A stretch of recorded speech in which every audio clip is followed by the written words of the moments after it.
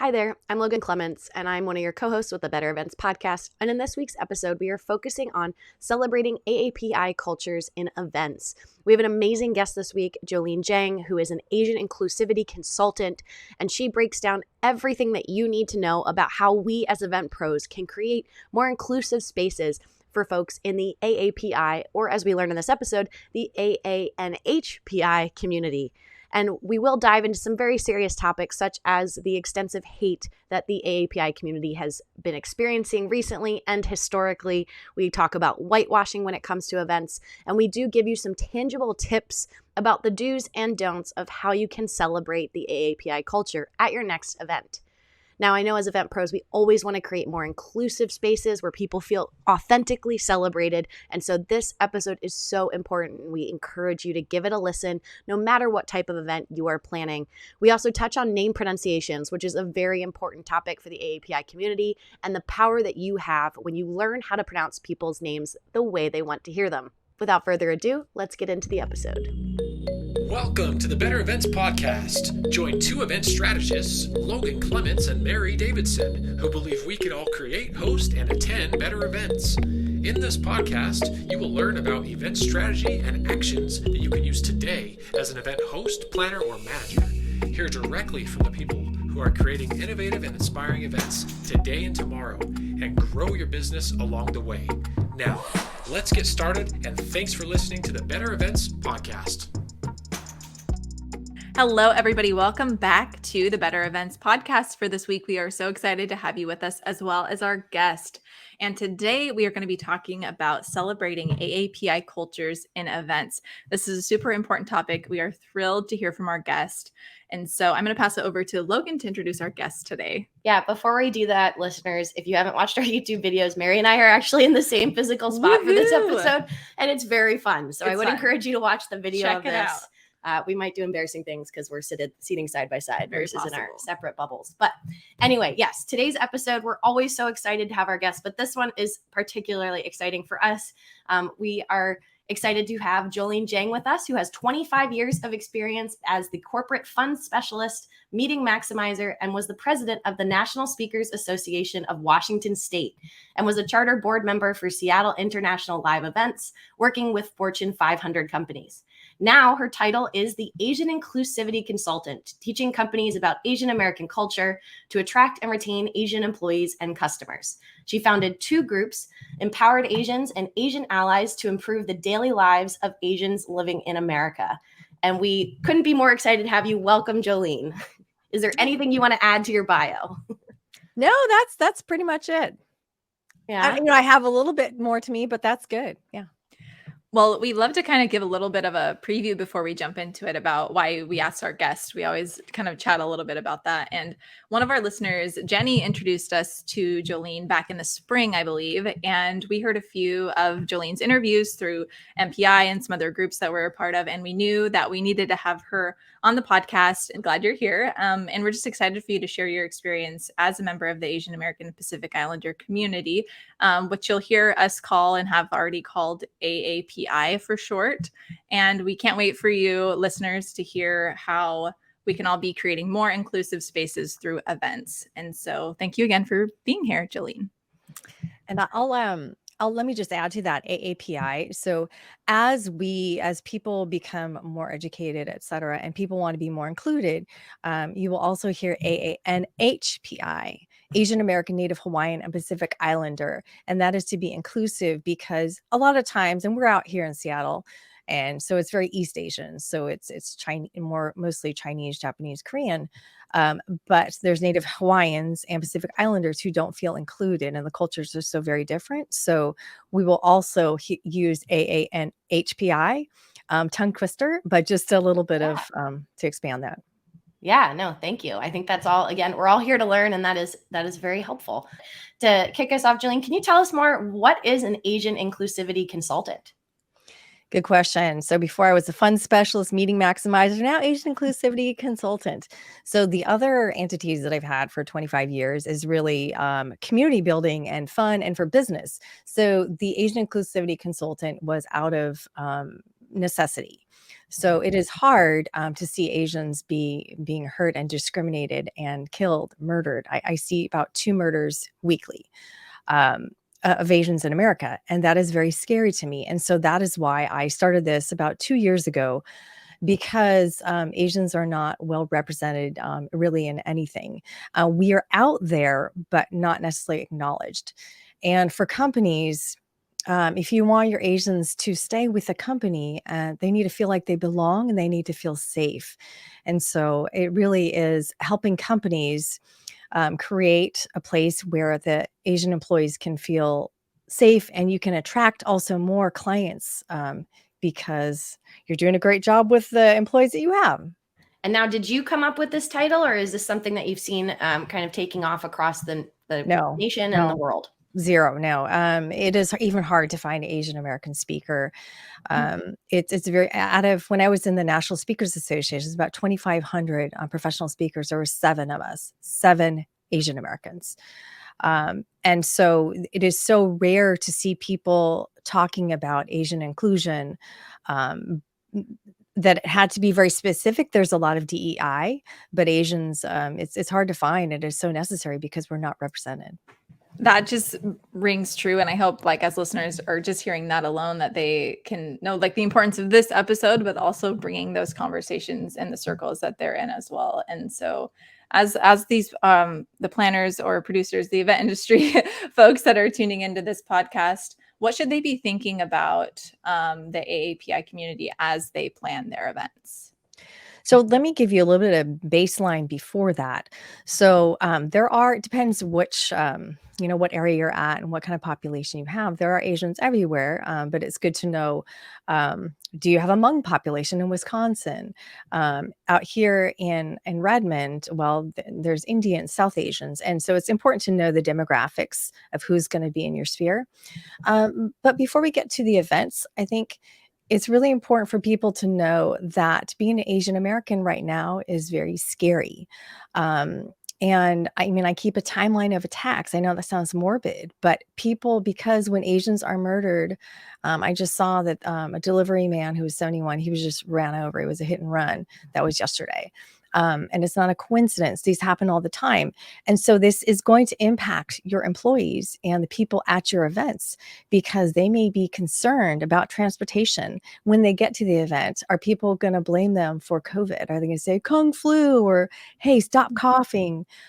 So there's all these different expressions of hate that are happening. Even though if you're in the mainstream, if you are white, if you are, you don't know about this because our news doesn't cover it. You need to go to Asian American news, because that's who is carrying that Asians are being hurt and set on fire and robbed and acid thrown in our faces. And so as you plan the events, understand that Asians have a lot going on. I mean, other populations too, but there's a lot more below the surface. And so for example, I don't walk alone. I live in the suburbs of Seattle. I did 5 miles a day. I no longer go beyond the borders of my house.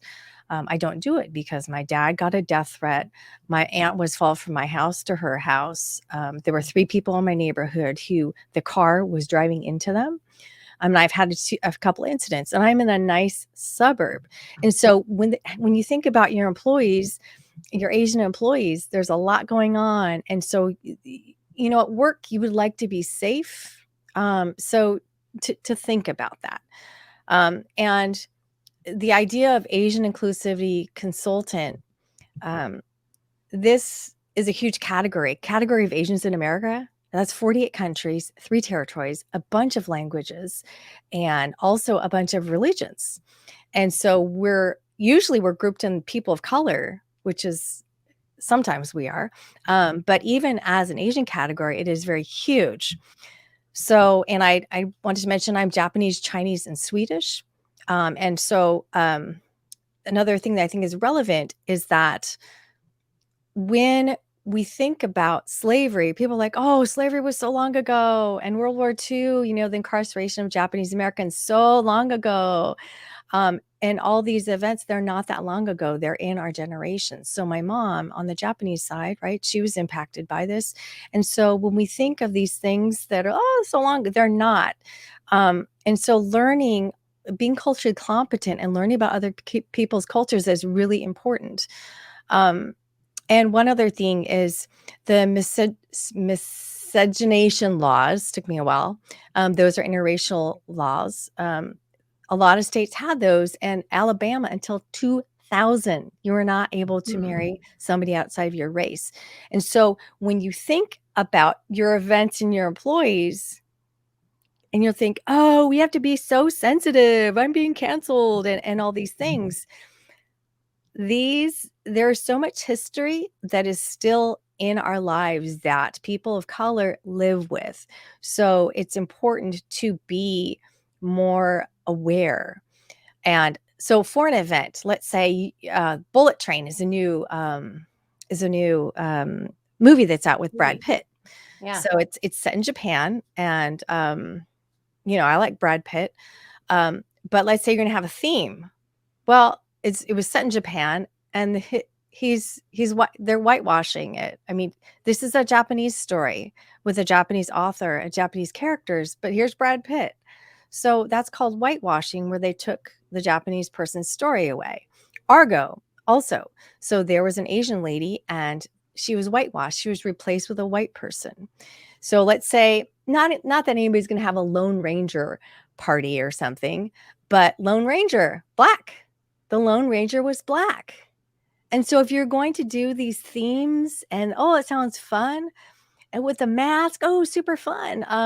Think about these and educate correctly. Top Gun, I just learned that the other day. The real Top Gun people were Black. They're Black Americans. So, when you're thinking about themes, look into it a little bit more. I was concerned with Shang-Chi last year. It was such a big deal. And I was scared, okay, are people going to be doing these Shang-Chi parties and they're going to be doing their eyes slanted and all this? I was like, ooh, so there's some sensitivity to learn about that. So I kind of want to put that out there to kind of framework some of the problems that could happen. Yeah. Well, I want to say we'll put I did just read Bullet Train, and we'll put that in the show notes for people to actually read the book because it is phenomenal. And I was equally surprised, Jolene, to learn that Brad Pitt was in the movie. I was like, this doesn't make sense at all. But I think you touched on a really important point. And I do want to highlight both Mary and I are white. And I do feel like, especially in America, we do a lot of whitewashing, especially of was it NHPI? Mhm. There you go. AANHPI communities. And this is something I actually lived in China for a number of years in Shanghai. And I learned a lot about American culture by just not being in America and how much that we do lump people together. And I think it's hard as event planners and hosts and producers because often events are created to celebrate and uplift. And so when you talk about all these challenges for the AANHPI community, I think it hurts. I would hope most planners would be hurt to know that if they're not doing it correctly. So thinking about that and being aware of the whitewashing, can you share some examples of when players or planners have been doing this wrong? Like where maybe their intention was right, but then they lost track of that in the execution. Here's one just really so annoying. Lunar New Year. So Lunar New Year, there's like 10 cultures that celebrate Lunar New Year. But Chinese New Year, let's say Chinese Lunar New Year, a lot of people celebrate that again, like Chinese food, lion dance. Same for Asian Heritage Month. It's like, oh, we'll have Chinese food. We'll have Panda Express, right? That's not really Chinese food. And let's get a lion dance. So when you are, and I know the intention is good, like, hey, but what happens is you have this Chinese food, and may be terrible. And then you have the lion dance. Why do we have a lion dance? Which culture does this belong to? What's the history of it? How is it relevant to Chinese people living in America? How is it relevant to your employees? And why should we care as, let's say, white Americans? So it's such a shame to okay, you're making the effort, the intention is good, but really it ends up being some free Chinese food takeout that's not authentic. And then also you have this flash of firecrackers. Oh yeah, it was really cool. Kind of like, yeah, these foreigners were doing this weird thing. And and there's no application to it. And I go as a one of my brands is a culture explorer. And so I've gone to about 25 cultural events on the weekends for my sanity. And so many cultural events, they have these performance pieces, but they don't do a great job of sharing what is it, why is it here, and how is it relevant to people now. And for example, at a Japanese festival, which is a fantastic festival. However, one performer, they had this really screechy music. I don't know, it was sort of violin, just horrible. And it was very slow. And so we're watching this going, "Oh my gosh, this is horrible. It's hurting my ears." And she's moving so slowly, and how it's relevant. And she looks like such a foreigner. And I think as a planner, if you pick out like the most foreign looking weird things, say, and don't explain it, I think that it is more othering than good. I think it is saying, "Oh, you are such a foreigner and it's ugly and boring." And so, hey, not only are you different, but it's ugly and boring and whatever. And so, as you are thinking about the different events and entertainers and themes, make sure to have that particular population as part of the community who's planning it. So, and also, let's say if you're doing some sort of Asian theme, just Asian theme is really weird because there's 48 countries. So be thinking about that and try and educate correctly. For example, another problem that I've seen is when you have a dinner, you're making it Asian theme, like, and then so there's there's Korean kimchi, and there's miso soup, and there is some egg rolls, and then you have some banh mi. So you have all these different cultural food, and so the participants don't even know, oh, it's good, it's some Asian stuff, and you're not educating them. And they'll be miseducated and thinking that teriyaki goes with kimchi or something. I mean, it's just and so as an Asian, yeah, it's wow, yeah, this is really offensive. Or if they're trying to do a Japanese meal and then they do it wrong, like that's like, come on, give some respect to the culture. So it really is making sure that you do some research and have a couple of people of that. If you're doing a Japanese theme, have some Japanese Americans or have a consultant like myself to say, hey, well, I'll tell you what, some people think of it this way, some people think of that way. So you might want to go this way. So those are a couple of, yeah. Yeah, real misses. Yeah. What do you see? I mean, what do you see out there?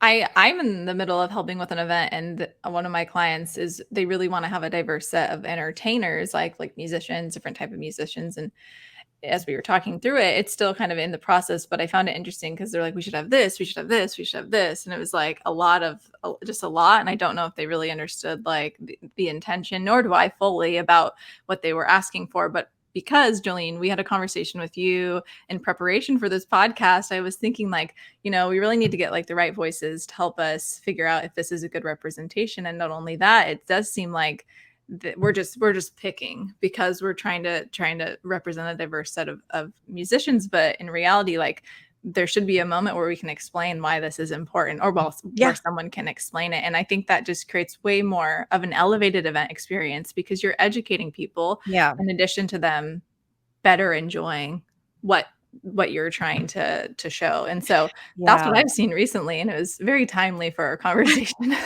Well, so an MC is important, but an educated MC and a person, really the group who is coming in should say what it is that they're about. And I don't know that, let's say for the Asian different groups, I don't know if they do a great job illustrating that. When I MC, what's the relevance of this, and why, let's say the lion dancers, why do you do this? Well, talking to the kids or the teenagers, keep in shape, but also I feel like I'm part of a group because I'm in this white community. I live in Winville, and I've met other Chinese kids, and they don't tease me, and I feel safe with them. And so talking about what is the impact on the people, what's behind the lion outfits, and I mean it is pretty exciting, like their training and what it is and the discipline, and going behind the scenes, you can see line dancers all the time or taiko drumming, but what's the relevance? Because I think it's really the excitement is behind the scenes, and to actually talk to real people, and to when they're just performing, they're eye candy and they are other. But when you can have people from the group talk and go behind the scenes and have a conversation, and hey, well, what's one thing you like them to know about the lion dance, or whatever it is?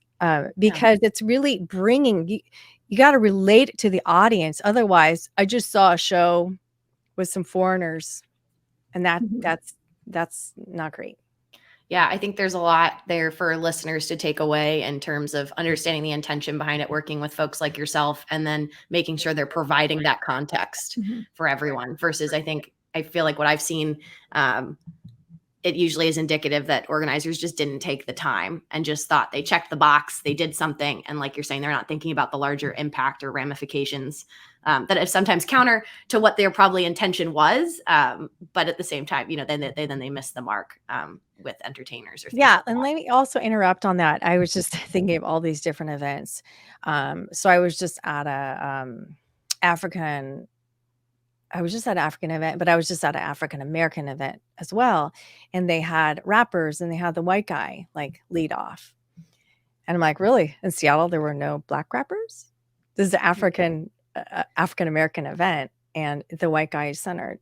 And again, there was another white rapper from a church group or something, and he had a few people that were people of color. But it's like, this is an African American event, so let's center the black people here.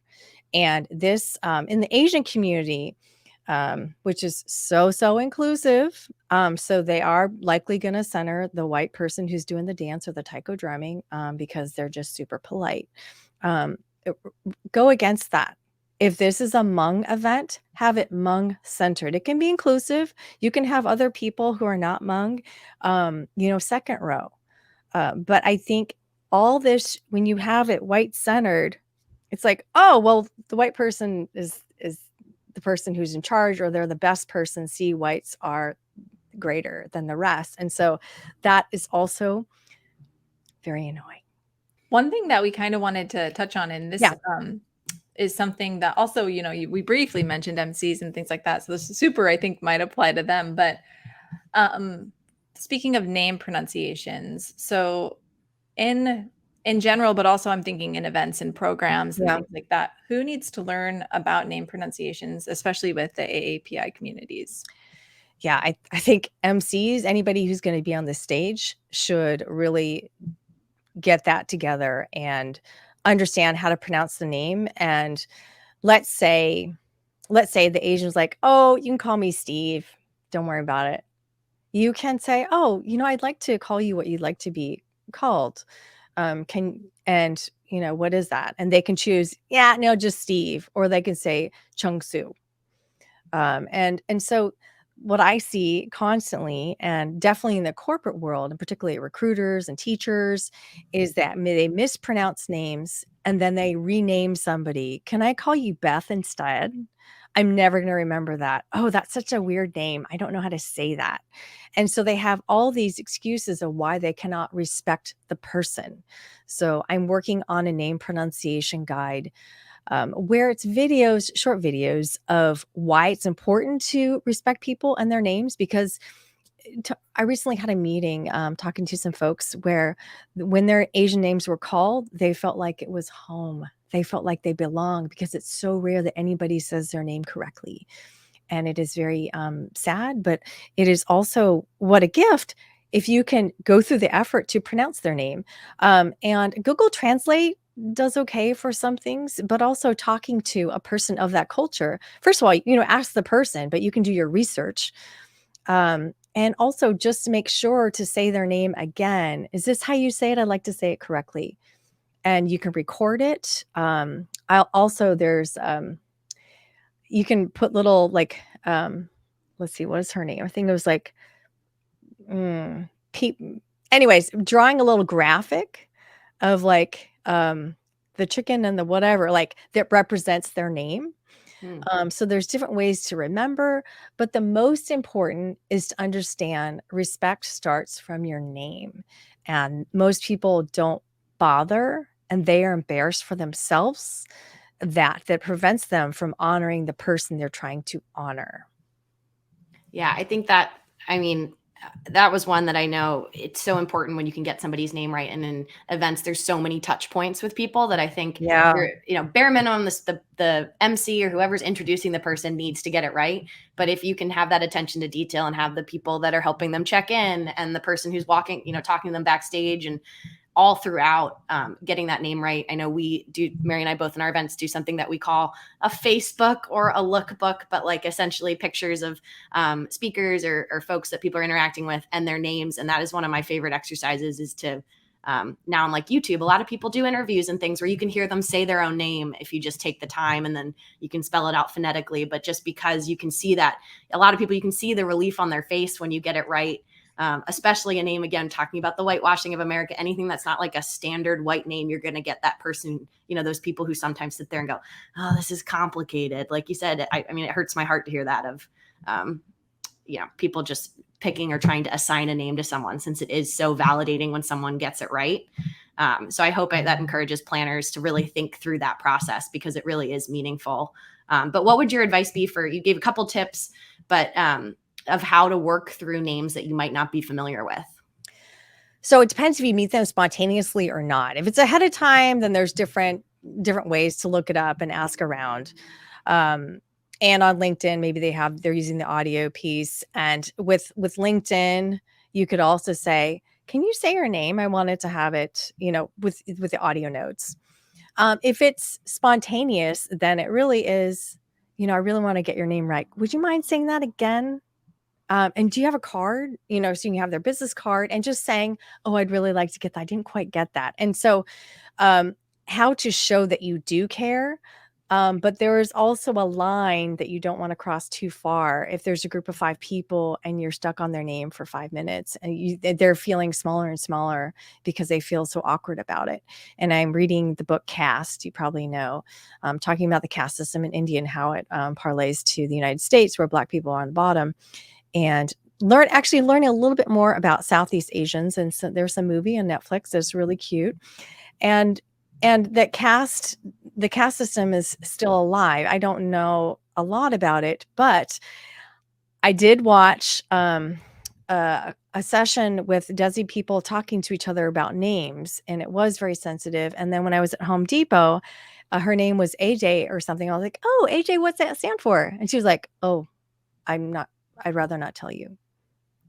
And it's just like, oh. And so now as I think about names, I'm thinking, oh, the caste system maybe is still, they may be like triggered, like, oh, they're going to know my caste by asking my name and starting asking where I'm from, et cetera, et cetera. And so I think that that was my discovery yesterday about the names.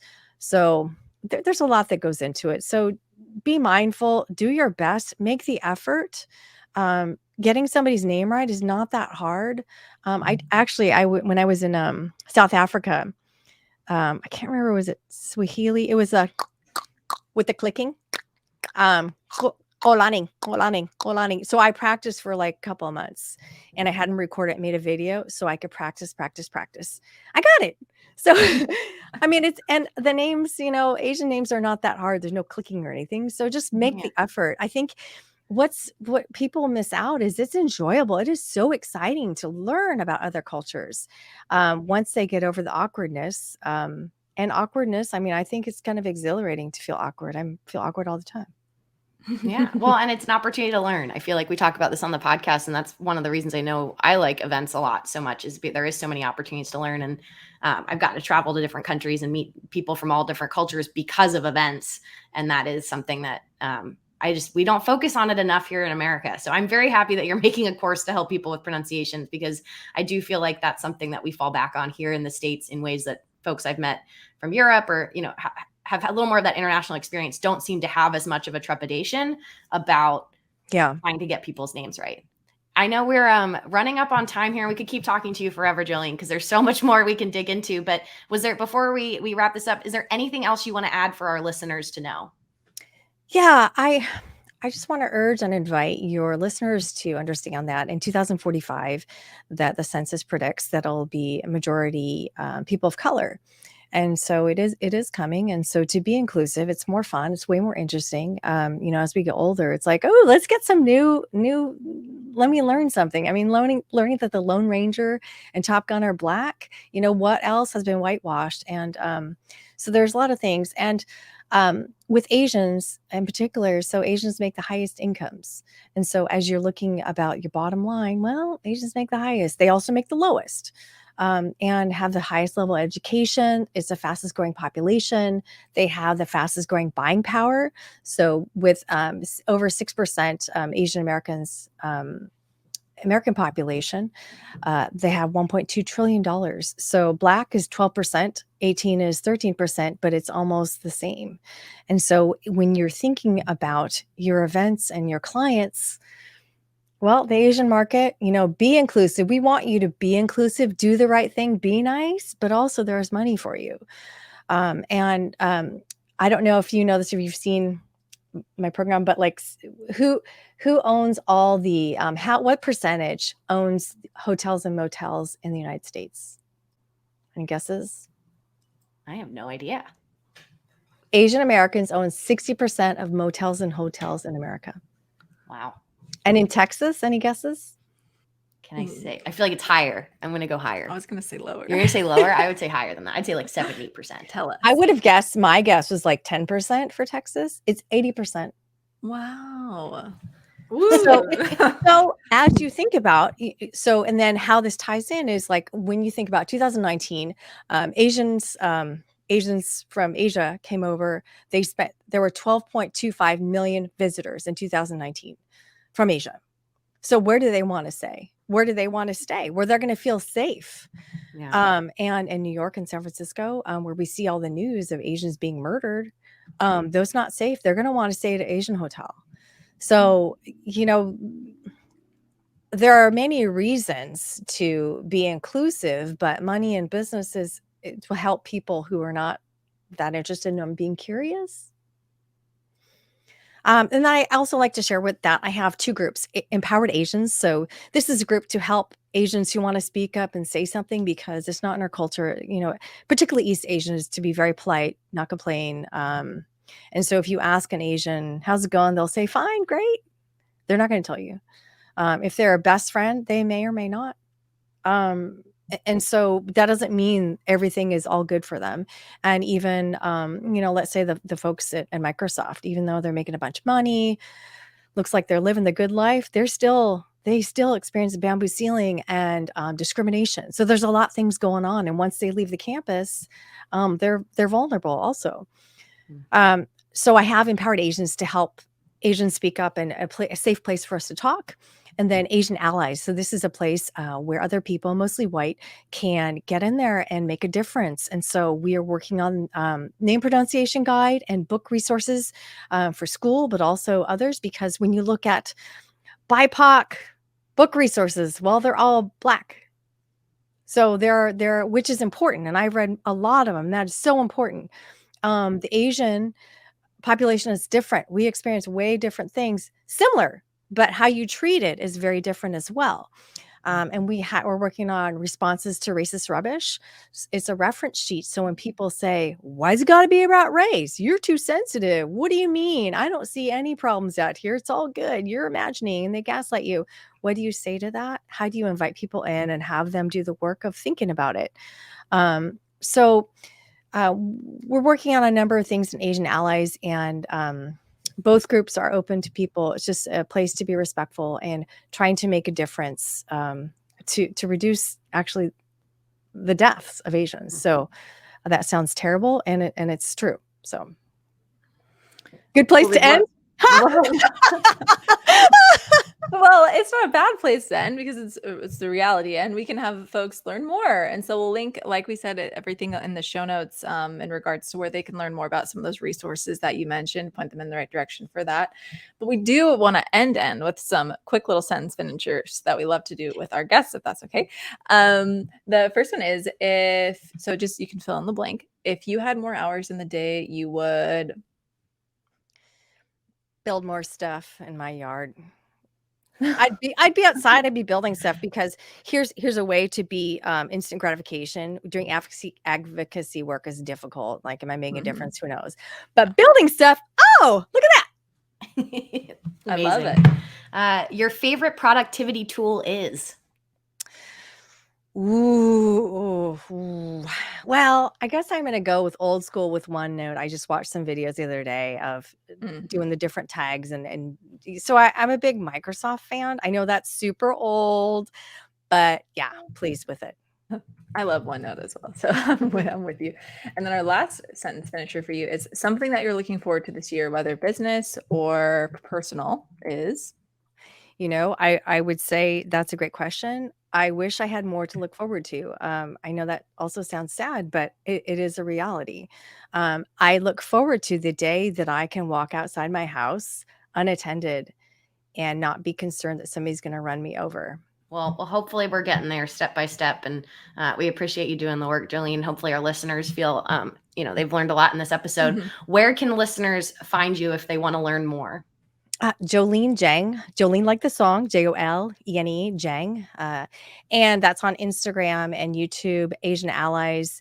And on my website, jolenejang.com, I do have a lot of modules that are free to learn. What is Stop Asian Hate? What is white fragility? What is whitewashing, yellowface, and all these things. So there's a lot of information. They can self-learn and they can join in. Again, it's really fun to do the learning and to know that you're making a difference in other people's lives. Amazing. Well, thank you so much for being with us, Jolene. This has been an amazing episode, and we wish we could keep talking longer, but maybe we'll have to have you back on another episode. Yeah. Thank you so much. Thank you. Thanks for what you do. Yeah. And I think that brings us to our bonus tip, which, Mary, you have that this week. For our bonus tip today, I would like to encourage you to reach out to some local organizations, associations. Maybe they are unofficial, but that are for event planners. So, for example, I have one locally that is kind of in the Seattle area, and it's a Facebook group, and anyone can join if they're involved in the event industry. And it's a great place to ask for local resources, recommendations, vendors, all that. And it's super, super helpful when trying to plan events. And so see if you have something like that in your local area. If not, there are some larger ones. For example, the Delegate Wranglers. There's one that's based in the UK, one that's based in the US, and those are Facebook groups as well. So just take a look and see if there's something that might help you through your planning process. Yeah, and so that brings us to the end of another episode. You can follow us on Instagram at Better Events Pod, or Facebook or Twitter. You can send us an email at bettereventspod@gmail.com. And as always, we appreciate you for listening, and we'll be back in your feeds again next Wednesday. Bye, folks.